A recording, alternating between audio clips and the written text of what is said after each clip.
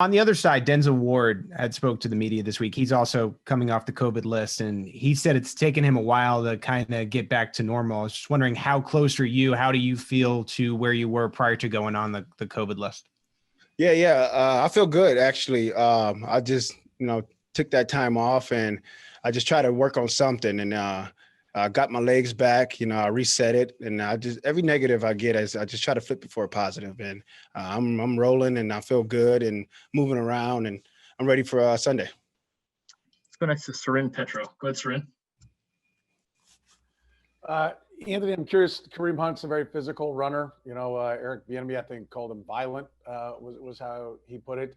What you go about trying to stop a guy like that differently? Do you have to make sure that you don't, overdo it, and get yourself out of position because he's got some shifty moves? Just what goes into preparing for his style? Yeah, he's one of the better backs we played in this league, and not just him. They keep him fresh with rotating both of them, and really good backs and really good O-line. They did a good job putting that team together, and we're going to have our hands full like every week. I mean, there's great players all over this league, and he's just a perfect example of one. But, yeah, he's a violent runner, and we got some violent defensive players as well. So should be a good task for us. We're not trying to overdo it. We've been here before. We played teams like this before. So we'll be ready and, just let the best team win. Let's go next to Adam Teicher. Go ahead, Adam. Hey, Anthony. Welcome back, by the way. I imagine that red zone defense is a point of emphasis this week and every week. What do you guys have to do to improve down there? The things you can point to and say, here's where we're not living up to it in the red zone this year? Yeah, I think it's just knowing the situation. When it's a 4-point play, when I say 4-point play, that means it's third down. You stop them, they kick a field goal versus a touchdown. So that's what separates good and average and bad defenses in the red zone. It's giving up touchdowns versus field goals. So yeah, we just got to just lock in on that third down, or even if it's second and don't make it third and short, and manageable. So for us, it's going to be like always, stopping the run first, making the team one-dimensional in the red zone, in the open field, coming out. If you make a team one-dimensional with our pass rushers, we help ourselves, increase our percentage in the red zone. Next to Sean Bennett. Go ahead, Sean.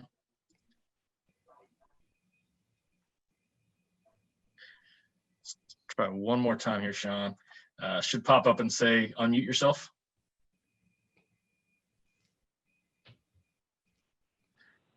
Oh, there we go. Go ahead, Sean. Okay. Hey, Anthony. Being from Lorain, a suburb of Cleveland, want to know, were you a Browns fan growing up? And does that make this matchup a little more special, a little more personal for you coming up?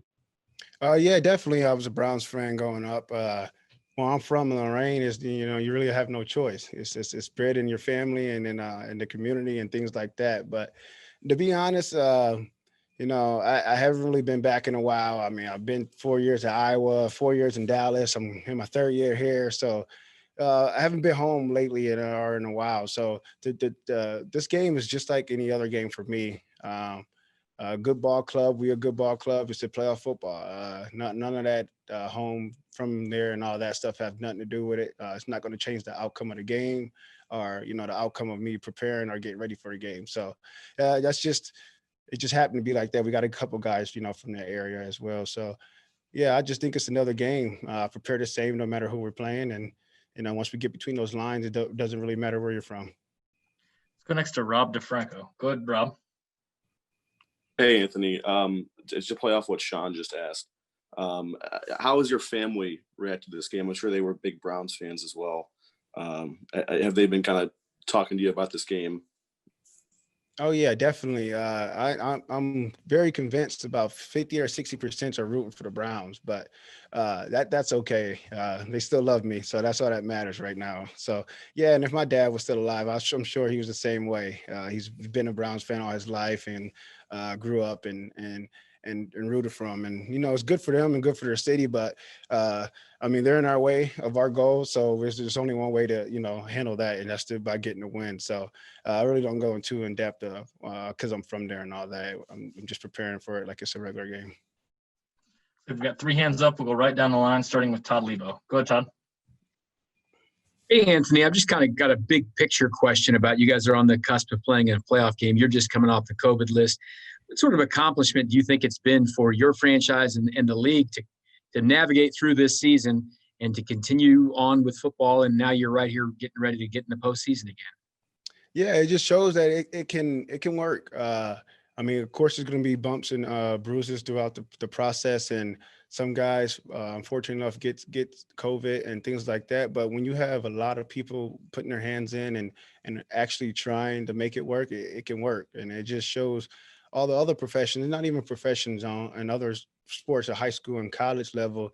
I know the NFL probably got a little more fun, so it's a little bit easier, for us to get tested daily, things like that. But it shows if everybody literally try and buy in, we can make it work. And here at the Chiefs, and I think we're doing a pretty good job of doing that. So we just got to keep it going. Everybody wants to see the Super Bowl and play in the Super Bowl. So for us, it's just to really just hone in and continue to do, what's right to keep us, all healthy. Let's go next to Matt Derrick. Go ahead, Matt. Hey, Anthony, it is good to see you again. You mentioned getting your legs back, and you're not alone there. Almost all the starters took off in week 17, and of course you've had the bye week. Is there anything that you saw this week that gave you signs that there was any rust, and what gives you comfort, and what do you see that tells you that you guys are going to be ready from the get-go on Sunday? Yeah, all you gotta do is just turn on the practice film, man. We're flying around. When we get a bye week, we're not just sitting down and not doing anything and things like that. We're all pros. Yeah, you can lose your wind and stuff like that in a week, and your conditioning and your strength and things like that. And we all been there and accidentally are done that before and it hurt you. So we all learn from that. Our bye weeks are not really bye weeks. We still work. And it showed today and yesterday, flying around and making plays, communication. We're crisp and, we're ready to roll. We'll go last to Seren Petro. Go ahead, Seren. Anthony, I know I'm not asking you for any specifics, right? Any game plan things, but like they play action a lot, right? It starts with a good running game and then they play action off of it. Are there things in general that you can pick up or you've been able to in your career pick up that are tells as to whether or not, hey, I know I can avoid the run on this one because quarterback did this or a way he drops back? Have you been able to figure out teams, or different little tells as to whether or not the play actions run or pass? Yeah, most teams you can. Cleveland does a good job of mirroring their stretch run with their boots and their play action, and they have the athletic linemen to do it. And it looks like run and then it's boot. So it's not really a tell. It's kind of the feel of the game, the situation, second and long versus, 1st and 10.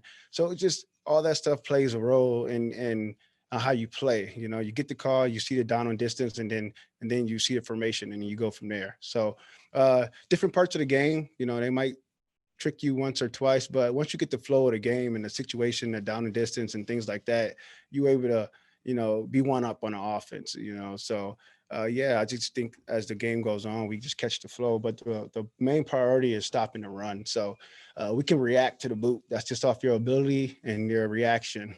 We play the run and react to the boot. So that's our motto going in. Hitch, we appreciate the time. Thanks for joining us. I appreciate you guys having me.